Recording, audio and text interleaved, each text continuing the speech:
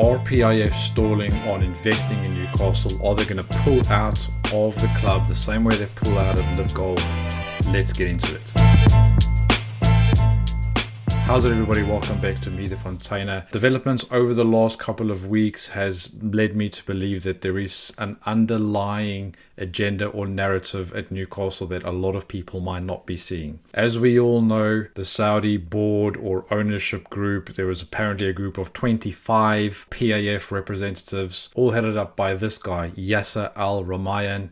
He is the figurehead of PIF, came to Newcastle with a delegation of 25 people. Who are these 25 people? They all met at Matfen Hall. It wasn't an unplanned thing. They've been doing this for the last couple of years. They talk about what has happened in the past. They look at where we are now, and they think about and talk about plans of the future. Going into this meeting, all Newcastle fans had their eyes glued to social media or to Sky Sports, because we all thought there's going to be news coming out about a training ground, the £200 million training ground at Woolsington, or potentially some stadium news. And to be honest with you, what we got as a result of that board meeting was an absolute slap in the face and kick in the groin. It absolutely boggles my mind at how Newcastle are not investing aggressively and proactively at trying to break into this top six. I think we can complain about FFP and PSR, profit and sustainability, or next season's SCR, squad cost ratio, as much as we want. We can complain about Eddie Howe not changing his tactics, blah, blah, blah. To me, there's three elements to a football club. There's the on-the-pitch stuff, the thing the manager does with the football, the tactics, the players, the substitutions, the way that a team plays. There's the off-field thing. There's the infrastructure in terms of the facilities, the training ground, the stadium, the structure of the boardroom, the sporting director, etc. And then also what underpins that is the finances, the rules at the time, how much money we're spending, who we sign, who we give new contracts to, etc., etc. And where we are severely lacking at an absolute snail's pace is the infrastructure side of things. That has got absolutely nothing to do with profit and sustainability rules. It's got nothing to do with PSR. It's got nothing to do with squad cost ratio, financial fair play. We have the richest ownership in the world by a mile. But what absolutely boggles my mind is that the club are refusing to invest in what they are allowed to invest in. And there's two major things here. Number one is the training ground. Why would you invest in a training ground? Because it is the place where players and staff spend the majority of their time when they are at a football club.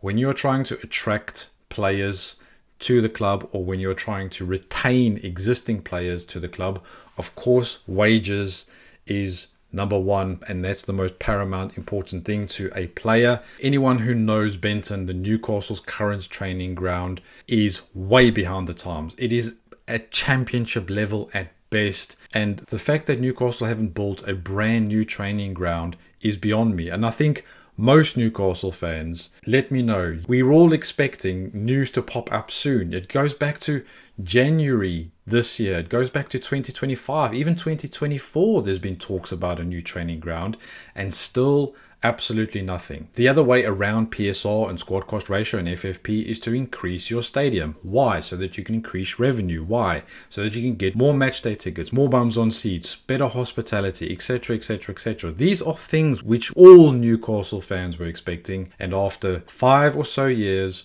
of the Saudi ownership, it hasn't happened. And I unfortunately don't think it's going to happen.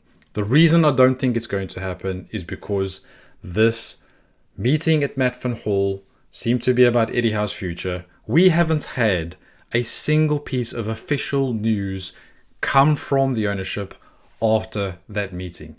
The only thing we've had post that is reports that Newcastle are going to stick with Eddie Howe.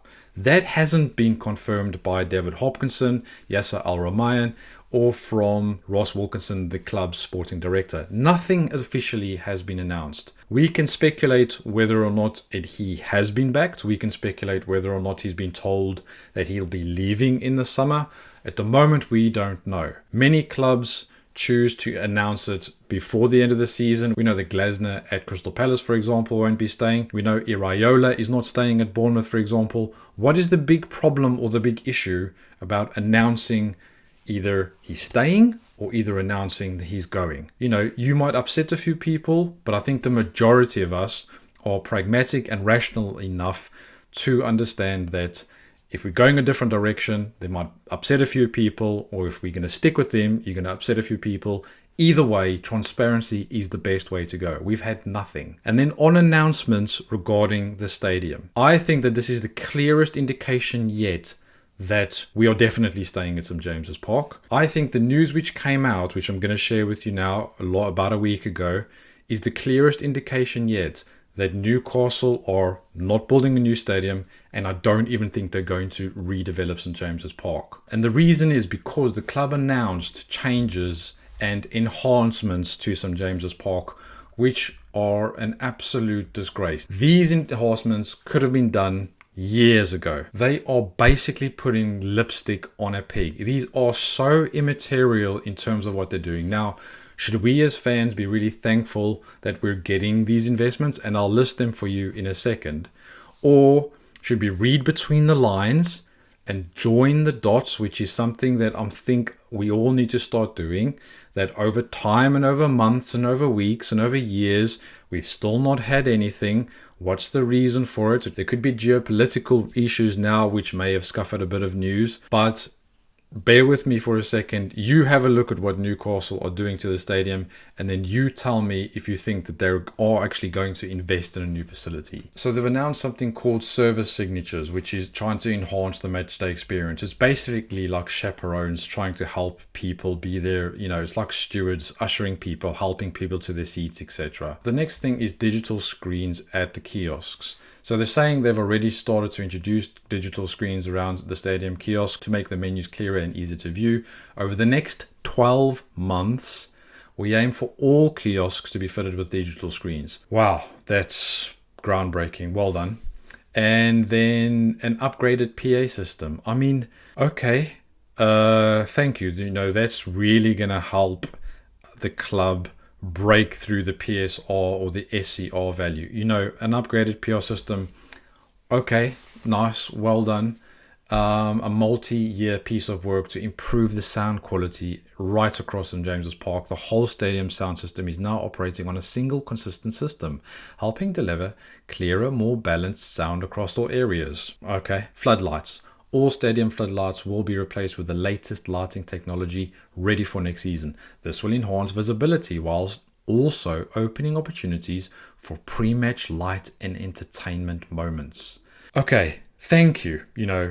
Would I rather have it than not have it? Yes, it is a little bit day late, dollar short, trying to make, strobe light effects before the game to try and get the mood or the vibe up at St. James's Park. These things are all things which are business as usual. They should be doing this all the time. And then stronger connectivity in terms of getting 5G at the whole stadium. Okay, nice. And then food and drink improvements with vegan, vegetarian, and halal options. And some availability map is available on the website. Toilets, being improved with more reliable hand dryers. And then they're upgrading 2,000 seats in the north and the south stand paddocks as well. And some enhancements to accessibility as well. So these are kind of BAU operational improvements which the club should have made years ago. The thing which really concerns me, and again, if you start joining the dots here about news on a new stadium, what we're actually getting is news on minor enhancements to our existing stadium. Now, if you think about it, and I hope I am so wrong about this, but if you think about it, why would you make improvements to your existing facility if you plan to tear it all down? It doesn't make any sense. And I'm going to talk about the same thing in the training ground in a second.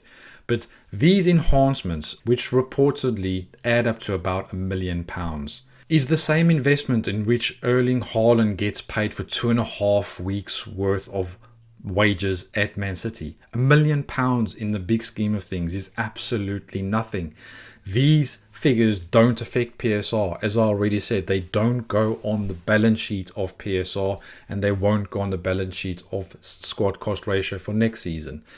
I think it's an absolute slap in the face. I think it is a disgrace in terms of the transparency, and I think PIF are looking to sell Newcastle. We all know, news broke a while ago, that PIF are pulling out of their funding for Live Golf. Now listen to this. Saudi and PIF have put in £5.3 billion into Live Golf over the last couple of years. They bought Newcastle for 305 million. They've pumped another 500 million pounds into the club. So they've all in put 800 million pounds into Newcastle. 800 million pounds into Newcastle, 5.3 billion pounds into Live Golf. And they've pulled out of golf. They've also pulled out of the women's tennis. They're also looking to pull out of snooker. And there also is reports that they are not going to be having many boxing events in Riyadh in the future. I do think the geopolitical issue is and has had a little bit of an effect in terms of PIF's investment portfolio. But also don't forget, Newcastle is not the shining beacon or the pillar on which PIF's investment stands. Newcastle represents about 0.14% of PIF's investment portfolio. We are a grain of sand in terms of the proportion financially of what PIF are actually looking and investing in. Now, from a visibility perspective and from a media and from a marketing perspective, football is a world game. You know, Newcastle is known around the world. We're not as well as Man United or Liverpool or Real Madrid or Barcelona or AC Milan, for example. But there is a term that was used before the takeover in terms of the PIF investment was supposed to awaken the sleeping giant, which is Newcastle United. Newcastle United was always referred to as a sleeping giant of English football that needed a little bit of management, a little bit of investment, and they would absolutely soar and grow back into a domestic football and then back into European football. And I think there were probably some signs of it where the giant kind of stirred and maybe opened his eyes a little bit when we've qualified for Champions League twice and we've won our first silverware for 70 years. But the pace or the investment has not gathered any momentum whatsoever. There's two big statements that PIF could have made. Number one was that thing over there, the stadium. They could have built a sparkling brand new stadium, and we heard the COO Brad Miller speaking about a once in a generation paycheck. And yes, it would have been a once in a generation investment for circa 1 or 2 billion pounds. And this thing about red tape at Leazes Park and bats being there and endangered species, trust me, if they wanted to do it, they would have done it by now. And I hate to say this. I hate to think this. But unfortunately, if you're looking at it at face value, what else are we supposed to think? The delegation all fly in private jets. They rent this beautiful manor house called Matfen Hall. They sit and they talk about what? Eddie Howe's performance. Eddie Howe represents a portion of what Newcastle is as a football club. Now, it's a huge piece of it. And as I said, it's one of the three pillars. It's the football on the pitch, which primarily is under Ross Wilson and then Eddie Howe as a manager to dictate how we play. But the other elements in terms of the marketing and the revenue of the club should have nothing to do with the football side of things. Of course, they're all interlinked, but fundamentally, we now have David Hopkinson saying that we need to focus on what we can focus is on increasing the revenue. He thinks there's £100 million still on the table, which the club can still invest in. For example, a travel sponsor. We don't have a hotel sponsor or a partner. And they have done really well to increase the revenue since they took over the club from about 250 to now 400 million. We are going to take a hit now that we are not in Europe next season. Unfortunately, that's where I said the football and then the finances are interlinked. But having a huge meeting, all eyes, all Newcastle fans on the edge of our seats, waiting, and then to say that you are making these, let's face it, minor investments into St. James's Park, to me means They are kicking the can down the road. They are not interested, and they are reassessing their investment options. I said also about reading between the lines and joining the dots. The issue on the training ground, right? As we know, Newcastle's training ground is way below the level of what a Premier League club should be. And before anybody starts, we all know that a training ground doesn't guarantee you success. I mean, Leicester built a state-of-the-art, first-class training facility, and look at where they are now.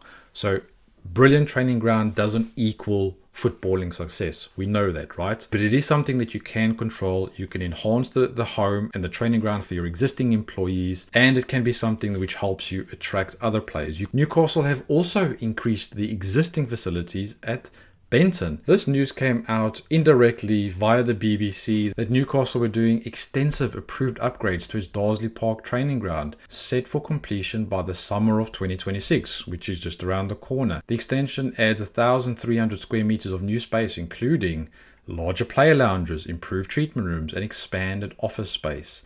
But get this, this is the piece de resistance. This is what players really want. The construction of a groundkeeper shed and parking bays in front of the extension. Again, read between the lines. Why would you be investing millions and millions of pounds on an existing facility to tear it all down and then build a new one? The Saudis are pulling out. They are pulling investment out. Why would they be putting money in to something than to break it down and to build a new one? It doesn't make any sense to me. I hope I am so wrong about this. Please let me know if you think I am wrong. I hope that I am wrong. Or do you think, yeah, the writing's on the wall here. PIF are actually looking to sell. They've put about £800 million into Newcastle. If they can get $1 billion, just north of $1 billion, that makes their money back, and they get a couple of $100 million back out of the investment. Maybe it hasn't gone the way that they thought it was going to go. Maybe they thought that the Man City charges would have been out by now, and then that would have set a precedent in terms of what they can and can't do in future. And it is a little bit worrying. I think the club seemed to be a lot more transparent or on the front foot and proactive when Stavely and Gudusi were there. And it just seems to have lost a little bit of its momentum. We seem to be stuck in second gear, not knowing which way to go next. And then on to something which we know is changing, is the new Newcastle kit for next season. And again, I have to just pull Newcastle up for the way that the communication is on this. Now, it is 99.9% certain that this is going to be Newcastle's new kit for the next season. There's been mixed feedback on this. The first word which comes to mind is barcode in terms of the thin stripes and then the thick stripes. Personally, I don't really care. For me, the important thing is the association between the shirt and the results. If Newcastle go and get Champions League football and they win the FA Cup, the shirt will be absolutely loved, trust me. But if we have another season finishing in 13th, 14th, 15th, then the shirt will be hated. I mean, personally, the kit for this season, I absolutely love the kit, but you'll always be associated with a poor season. Just one final piece on the shirt sponsorship. Apparently, Newcastle haven't agreed a front of shirt sponsor yet. The current front of shirt sponsor is Seller, is reportedly giving Newcastle £25 million per season. For reference, the top shirt sponsor at the moment is Man City at £67 million a season for Etihad. Tottenham with AIA at £40 million. So if we're looking for a new shirt sponsor, should Newcastle be fair market value asking for more than £40 million, considering how Tottenham have performed domestically in the recent history? The last thing I want to finish up on is Anthony Gordon and Eddie Howe. Now, I think this is a huge missed opportunity from Eddie Howe to throw some a little bit of authority on the pitch. Now, there's been some mixed messages, and Eddie Howe is so infuriating in terms of the way he speaks to the press. He doesn't really say yes, he doesn't say no. He kind of, you can tell the clogs in his brain are working overtime to say what he should say as opposed to what he really wants to say. On one hand, that's really good because he never embarrasses the club. He doesn't say something that we have to apologize for afterwards because it's said with emotion. But on the other hand, you never really know where you stand. You kind of know what the answer is going to be even before you ask the question. If you've seen any of my videos before, I don't rate Anthony Gordon as a player, and I don't, more importantly, rate him as a person. I think he's completely selfish. I think he's had his lip on the floor since he didn't get his move to Newcastle a couple of seasons ago, where we had to sell Minter and Anderson. Instead, we kept hold of Gordon because he had a fantastic season. Hindsight is 2020. If we knew then what we know now, obviously we should have kept Minter and Anderson, and we should have cashed in on Gordon because his attitude absolutely stinks. But I think Eddie Howe could have used the Anthony Gordon situation with him really looking like he's going in the summer and him not getting any game time. He apparently has a hip injury. Yeah, the same way that Isak had a thigh injury and why he couldn't go on preseason. We all know where this is going. Everyone's made their peace with the fact that Anthony Gordon is leaving. But why, oh why, would you put him in the matchday squad? If the player is not going to go and he's giving cryptic, nicely worded messages about he only wants to focus on players which are committed to the club, well then leave the guy at home. Let him train with the reserves. This is where he could really stamp down his authority. And I do think there's a lot of messages going around about Eddie Howe's halftime team talks, and players don't seem to be listening to what he's saying. One of the biggest narratives this season is the amount of points lost from winning positions. Newcastle have lost 27 points. We would be easily in the Champions League places, almost fighting for the league, if we were able to keep hold of our leads in games. And one of the things that get thrown at Eddie Howe is that the message is getting the same. It's monotonous. You have him and Tyndall for the last couple of years saying the same things over and over, and it's falling on deaf ears. Now, one of the things Eddie Howe could have done is what Arteta did at Arsenal with Aubameyang, or what Fergie did with Jaap Stam or Van Nistelrooy at Beckham, and go, do you know what? I'm going to pick on the best player. I'm going to make an example of him to show him and everyone at this club who is boss. And that boss is me. You might not like it, but it is what it is. If you're not interested in playing for this club, you can stay at home and practice at home and kick a ball against the wall. And I think, to be fair and on balance, maybe one of the reasons he's not doing it because he doesn't want Anthony Gordon's transfer value to plummet. But look at Anthony Gordon. He's going to be England's starting left wing at the World Cup. There's the England tax you can place on him. There's the tax on years left on his contract. The other thing is his age. He's still low 20s. He's got tons of years to develop. And obviously from a Champions League perspective, he's in the top charts of the Champions League scoring. I think he's third currently. So he is a sellable asset. But I do think Eddie Howe, if he had a bit of nous around him, could have just changed the narrative, or should we say controlled the narrative a little bit, and just put his stamp on the players to go, look, this is what I'm saying, this guy's out of there. So the next time I give a halftime speech or team talk and I say, don't pull a player's shirt in the box, the players will listen. Everything just seems to be nicey, Mr. Pragmatic, Mr. Don't Get Your Feathers Ruffled. Let me know what you think on this. Do you think we should have just bit the bullet and said, look, he's our best left winger, he should play above Harvey Barnes? Or do you think Eddie Howe is right to make an example of him and say, you're not playing, but then what's the point of having him on the bench? Honestly, really frustrating last couple of weeks. I hope I'm wrong with a lot of what I said. And if you think I am, I'm more than happy for you to let me know. Other than that, please do give us a like and subscribe. And don't forget,